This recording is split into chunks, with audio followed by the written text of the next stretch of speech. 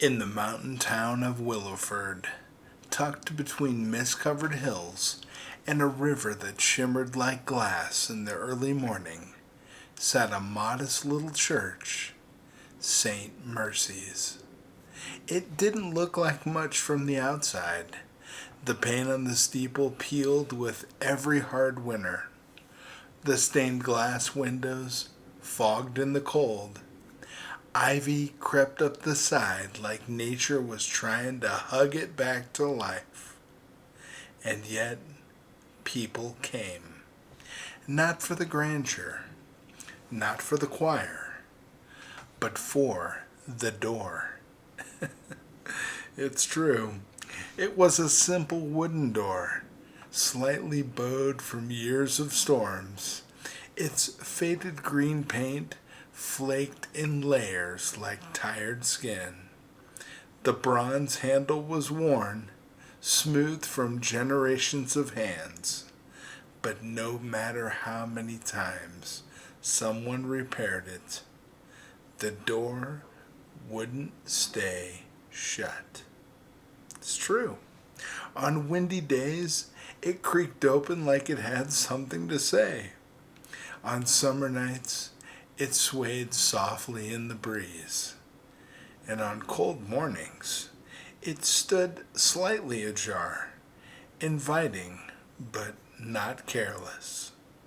Some folks said it was just old hardware, but others knew it was more than that. You see, it all began with a man named Eli Walker. Eli had grown up hard. The system raised him more than a family ever did. He knew more about cold concrete floors and cheap ramen than bedtime stories or Bible verses. And by his 20s, Eli had a reputation. Fistfights, petty theft, drugs. By 30, he was in and out of jail like it had a revolving door. And by 45, he was living in a rusted out pickup, broken by years of addiction, mistakes, and shame. The world had stopped expecting anything good from him, and Eli had stopped expecting anything from God. People like me don't get saved, he'd tell himself. We just disappear. Then came that November night that changed everything. The rain was merciless. Sheets of water hammered the windshield of his truck. His coat was soaked, his fingers stiff from cold. Hunger gnawed at his stomach like something wild.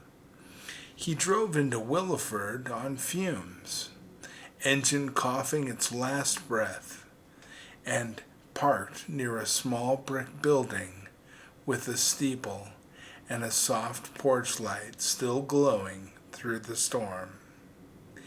He stared at it from the cab of his truck, breath fogging up the glass.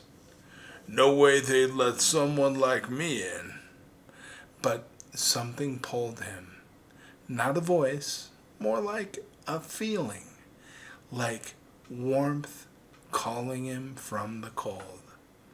And he stepped out, water squelching in his boots, and climbed the church steps slowly. And there, with shaking hands, he reached for that old door. It was unlocked, and he pulled gently. It opened. No resistance, no squeak, no judgment, just welcome. Inside, the church was dimly lit with candles lining the aisle. The sanctuary smelled of old wood, candle wax, and something sacred. Soft organ music drifted from a small speaker near the altar. And there, sweeping the floor with slow, careful strokes, was a man in his 70s, wearing a sweater with elbow patches and shoes polished more out of habit than necessity. He looked up and smiled, not with surprise and not with judgment, but recognition. "You're just in time," he said, leaning on his broom. "Evening prayer starts when the heart shows up, not the clock." Eli didn't know what to say. "I don't belong in a place like this," he muttered, water dripping from his sleeves. The man came forward and placed a hand on his shoulder. "Neither do I. That's why I come." And that night, Eli sat on the back pew, shoulders hunched, fists clenched. He didn't sing, didn't bow his head, but something inside him cracked, something hard and angry and exhausted.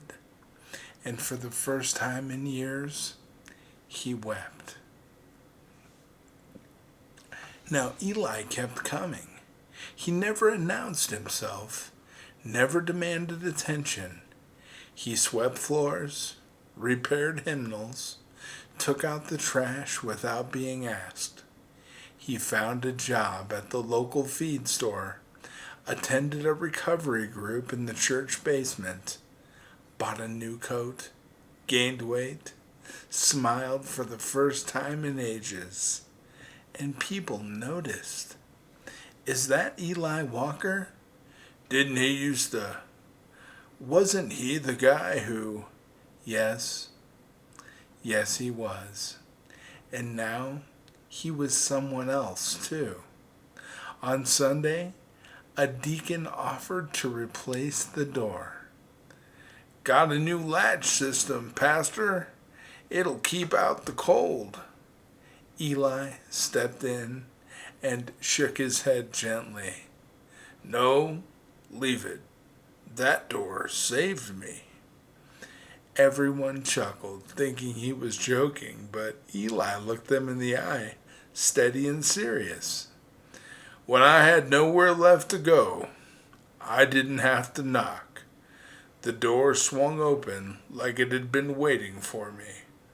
And I think God made it that way on purpose, so nobody would ever think they were too far gone to come in."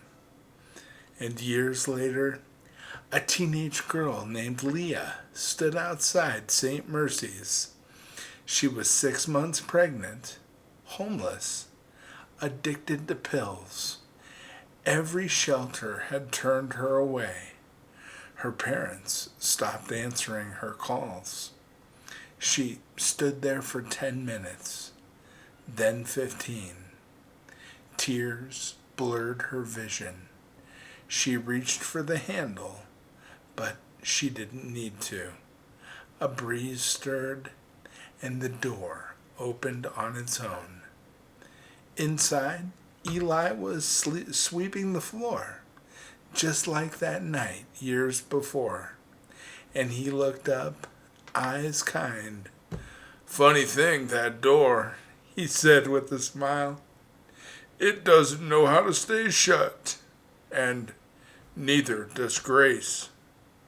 Leah walked in, and she never left. And today, that door still won't close. Contractors have tried, volunteers have offered, but the hinges always shift. The wood swells just enough. The wind always finds a way in, and no one's complaining anymore, because everyone in Willowford knows if you need God, go to the church with the door that won't close. I love this story because God's grace is stubborn. It doesn't slam shut. It doesn't ask for credentials.